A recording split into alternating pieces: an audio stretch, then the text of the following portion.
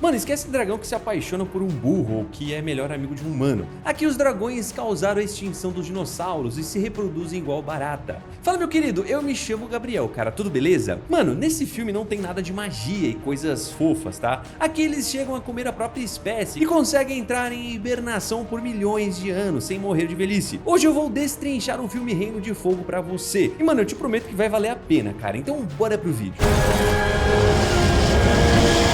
Logo no começo você vê apenas um dragão, né? Mas em questão de 2 meses, o número deles explode. Aí surge a primeira dúvida: como a população cresceu tão rápido? Será que tinha vários deles escondidos naquela caverna embaixo de Londres? E assim, mano, se os dragões acabaram com os dinossauros e se essa espécie já existia há mais de 300 milhões de anos, então por que os arqueólogos nunca acharam um fóssil deles? Nenhum osso petrificado, sabe? Pra eu te explicar isso, a gente precisa voltar na origem dessa praga. Cara, imagina o seguinte: há 359 milhões de anos, a Terra sofreu um evento catastrófico, onde 75% de todas as espécies simplesmente sumiram. E na trama do filme, a culpa não foi de um meteoro, mas sim do primeiro ataque em massa desses dragões. A história não deixa claro como eles evoluíram, mas se você procurar os primeiros rascunhos de roteiro, as respostas estão todas lá. A base do filme é justamente essa, mano: tirar os dragões da caixinha da magia e transformar ele em criaturas que foram responsáveis por varrer a vida do planeta várias vezes. O diretor do filme, Rob Bowman, bateu o pé desde o começo. Ele queria cortar qualquer ligação com a fantasia. A ordem para a equipe de criação foi tratar esses dragões como animais totalmente reais, bichos que precisam seguir as leis da evolução para poder sobreviver. Só que aí eles bateram de frente com um problema gigantesco. Como é que você explica um bicho cuspindo fogo sem usar feitiço, cara? A saída que o diretor e o roteirista encontraram foi brilhante. Na anatomia desses monstros existem 2 glândulas isoladas na região da garganta. Uma delas fabrica um líquido altamente inflamável e a outra produz oxigênio super concentrado. Esses 2 líquidos ficam guardados em compartimentos separados para garantir que o bicho não exploda por dentro. O segredo acontece na hora do ataque. Quando o dragão solta o jato, essas 2 substâncias são jogadas para fora ao mesmo tempo e só se cruzam no ar. No momento em que elas se encostam, a reação química é imediata e acaba saindo aquele fogo que você já deve ter visto no filme. E é exatamente por causa desse mecanismo que o dragão consegue controlar o jato e não torra a própria boca no processo. E o mais insano disso, cara, é que os criadores não tiraram essa ideia do nada. Isso já existe na nossa natureza. O besouro bombardeiro usa um mecanismo de defesa idêntico, cara. Ele misturando 2 substâncias do próprio corpo que só reagem na hora do disparo. Eles simplesmente pegaram uma coisa real e escalaram isso para um monstro dos cinemas. O próximo desafio para a produção era a física. Como um bicho tão grande e pesado consegue voar sem despencar do céu? Para resolver isso, sem apelar para o misticismo, a equipe olhou de novo para a biologia. A sacada foi arrancar todos os ossos pesados do dragão. Ao invés de um esqueleto sólido, o corpo inteiro dessa criatura é sustentada por uma cartilagem super densa. Cara, eu sei que você deve estar pensando: ah, Gabriel, mas aí eles forçaram demais, né? Só que pensa nos tubarões, cara. Caso você não saiba, esse predador não tem um único osso no corpo, cara, é só cartilagem. Esse tipo de tecido corta o peso do animal pela metade, mas entrega uma flexibilidade absurda na hora de caçar. O filme pegou essa lógica do mar e jogou pro céu. O dragão voa não porque tem asas mágicas, mas porque a anatomia dele joga o peso lá embaixo sem perder a força. E sabe aquela pergunta que eu te fiz agora há pouco? Sobre o motivo de ninguém nunca ter achado um fóssil do dragão antes? É exatamente por causa disso, cara. Quando esse monstro morre, o corpo apodrece inteiro. A cartilagem não sobrevive ao tempo para poder virar pedra igual um osso de tiranossauro. A única coisa que sobra na Terra são os dentes. E para qualquer paleontólogo desavisado, mano, um dente perdido desses ia passar fácil como sendo de algum réptil antigo ou de um dinossauro que a gente ainda não catalogou. Mas a maior dúvida de todo mundo não é como eles voavam, né, ou cuspiam fogo, e sim como eles se multiplicavam. A história inteira gira em torno de um único macho dominante liderando um enxame absurdo de fêmeas. E os criadores acharam um jeito de explicar como isso funciona sem soar ridículo. Mano, esquece o processo normal de cruzar e ter filhote que você aprendeu na escola. O corpo dessas fêmeas é como uma bomba relógio. Elas carregam de 13 a 12 ovos que ficam num estado de quase prontos para poder nascer. E o pior, mano, elas conseguem guardar essa ninhada dentro delas por um tempo assustadoramente longo, só esperando a hora certa. E é aí que o macho entra. O grande truque é que ele não precisa ficar cruzando o tempo todo. A função deles é ser um gatilho de explosão. No milissegundo em que ele cruza com a fêmea, o corpo dela sofre um choque extremo. Esse choque ativa a ninhada inteira de uma vez só. A fecundação de todos aqueles ovos acontece no mesmo exato segundo. É por causa desse mecanismo que a espécie consegue manter um ritmo doentio de infestação, mesmo quando quase não existe nenhum adulto vivo por perto. Cara, basta ele cruzar uma única vez para ele ativar dezenas de filhotes de uma lapada só. E cara, essa sacada do roteiro é genial, porque mata 3 charadas do filme de uma vez só. Primeiro te explica o motivo perturbador de existir um único macho ativo diante das regras do planeta inteiro. Segundo te mostra por que a quantidade de dragões não crescia aos poucos, mas sim explosões que cobriam o céu do nada. E terceiro explica perfeitamente o comportamento delas no passado. Por exemplo, mano, sem o macho alfa por perto para dar o gatilho, o sistema delas trava. Elas não conseguem gerar novos filhotes, então elas simplesmente se escondiam no fundo de cavernas escuras, dormiam e esperavam o rei delas acordar. E o ciclo deles não para por aí. Quando a terra tá cheia de alimento, esses bichos se multiplicam sem freio e varrem o planeta inteiro. Mas e quando a comida acaba? Para manter um bicho daquele tamanho de pé, ele precisa engolir uma quantidade absurda de carne, certo? Quando a caça some, o instinto de sobrevivência bate forte e o macho alfa começa a devorar as próprias fêmeas. Exatamente isso que você ouviu. Ele faz isso para poder diminuir as bocas para alimentar e garantir que ele continue vivo. E não adianta pensar que os humanos poderiam revidar caçando os dragões na hora do desespero. A carne desse monstro é intocável. Se você comer um único pedaço, o seu corpo entra em um colapso estranho. A pessoa cai num coma profundo, como se tivesse tomado uma dose letal de tranquilizante e nunca mais acorda. Os sobreviventes do filme sabem muito bem que a carne do dragão é venenosa. Provavelmente os tecidos deles carregam uma neurotoxina pesada que desliga o sistema nervoso central humano na hora. Só que essa mesma toxina também afeta os próprios dragões. E é aí que tá o grande segredo.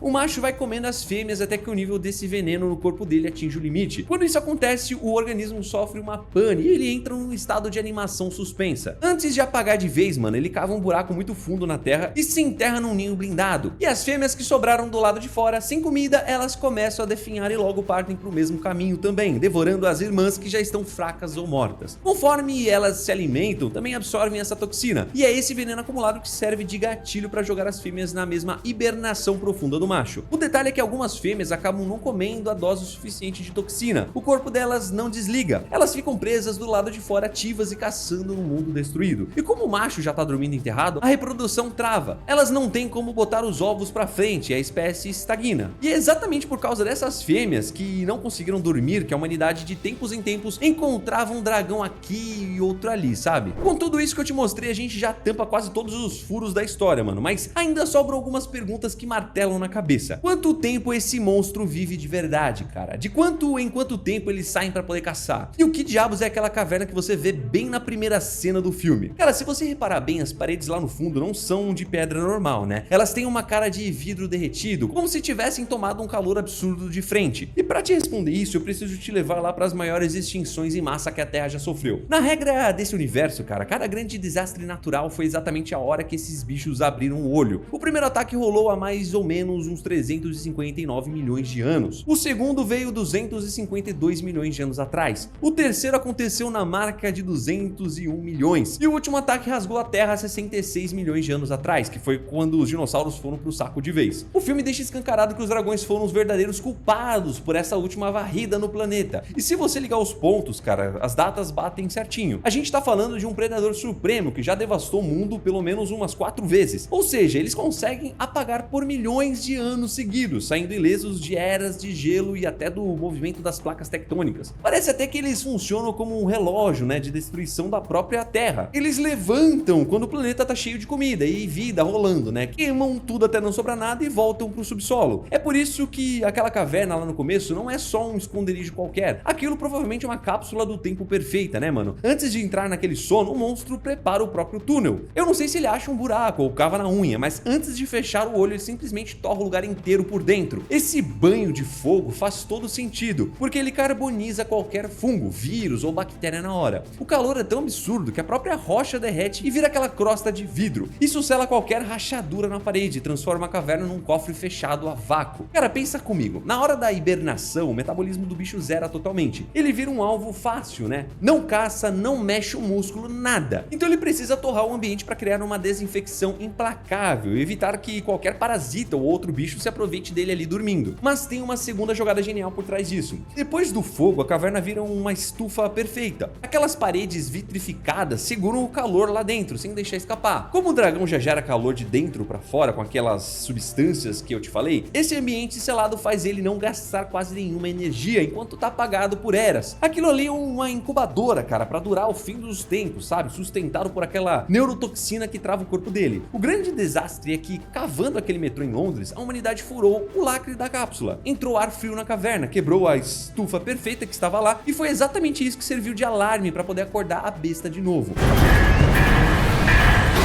Mas aí fica a maior dúvida de todas. Aquele bicho gigante que os humanos acordaram na obra do metrô, era um macho alfa ou só mais uma fêmea? Se você procurar essa resposta de mão beijada no filme, vai quebrar a cara, porque o roteiro nunca deixa isso claro, sabe? É só citado. Eu fui caçar os materiais extras da produção e descobri que a diferença visual entre eles está basicamente no tamanho e na anatomia. O macho é um monstro colossal com espinhos muito mais agressivos e uma cauda comprida que tem uma membrana dupla. O problema é que naquela cena de abertura em Londres, o ângulo da câmera esconde justamente a ponta do rabo da criatura. Então bater um martelo com 100% de certeza só olhando aquela cena é quase impossível, cara. Só que ligando os pontos, eu chuto que aquele era sim um macho, tá, mano? Inclusive tem um comentário de um dos personagens principais do filme que afirma que era realmente um macho. Pensa comigo, mano, se fosse uma fêmea que tivesse acordado ali primeiro, ela seria completamente inútil pra repovoar a Terra sozinha. Faz muito mais sentido pensar que o rei delas despertou antes, já que ele era o único gatilho capaz de gerar os novos filhotes. A prova disso está escondida na própria tela. Se você reparar com calma nas manchetes de jornal que aparecem de relance, dá pra ver que o Quênia e Paris também foram engolidos pelo fogo. Ou seja, foi um despertar global quase simultâneo, um baita início de que o chefão voltou ao ativo e puxou o resto da espécie junto com ele. E tem um buraco nessa história que quase ninguém percebe, cara. Se a fêmea bota dezenas de ovos por vez, pra onde vão os filhotes machos? A lógica manda ter um monte de rivais voando por aí, né? Mas o filme só te mostra um rei. Isso entrega um comportamento brutal de controle de território. O mais certo é que provavelmente esse macho alfa elimine qualquer filhote que nasça do mesmo sexo antes mesmo dele crescer. É uma lei da natureza muito comum entre predadores que dominam haréns, o que te explica perfeitamente o motivo de só existir um líder tocando o terror na história inteira. É por causa desse cuidado nos detalhes que a engenharia do filme funciona tão bem. Você não tá vendo monstros de contos de fadas, cara, você tá vendo animais reais agindo por instinto. E a maior prova de que eles obedecem às leis da natureza tá escondida logo naquela cena de abertura. Cara, presta atenção. Quando o dragão sai da caverna, ele não ataca num voo perfeito, com fogo implacável, sabe? O ataque dele é totalmente desajeitado. Como o bicho ficou lá milhões de anos em animação suspensa, o corpo dele ainda tá travado, né? Tentando religar os motores. Cara, dá uma olhada no rosto desse monstro nessa cena. Aquele líquido pesado das glândulas tá literalmente escorrendo pela boca dele. Aquilo não é um jato de fogo controlado, é vazamento. Isso prova que os músculos e as válvulas da garganta que controlam a mistura química ainda não voltaram a funcionar direito. Na vida real, qualquer urso que sai de uma longa hibernação acorda tonto, sabe? Desorientado e com o corpo instável. Com esse dragão colossal é a mesma coisa, cara. Ele não acordou pronto pra guerra, sabe? E perceber isso muda completamente a forma como você enxerga a sobrevivência do Queen. O menino, sabe, da obra do metrô. Ele só não morreu porque tirou a sorte grande. Aquela cuspida que ele toma no olho, sabe, mano? Não foi um jato de chamas. Foi só um respingo ácido de uma válvula falhando. Se o dragão estivesse 100% focado e com uma mistura química cruzando no ar em sincronia, o Queen ia virar cinza antes mesmo de conseguir fechar o olho, cara, antes do filme começar.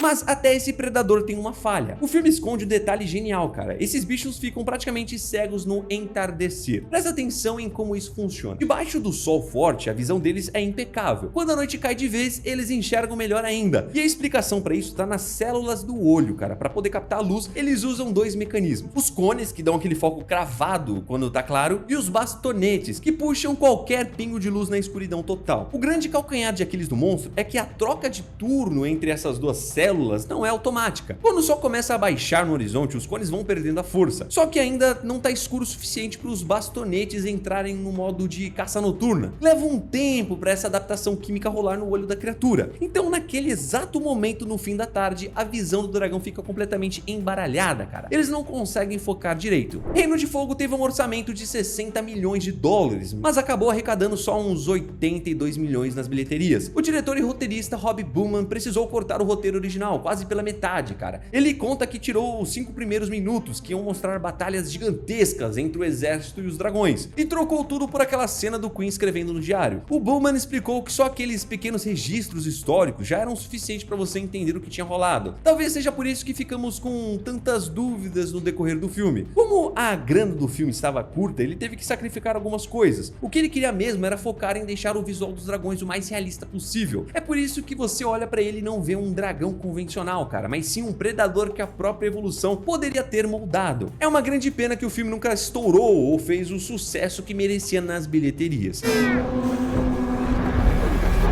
Mano, eu vou ficando por aqui e já deixa o like, cara. Segue o canal, fique com Deus, um abraço a nós. Tchau.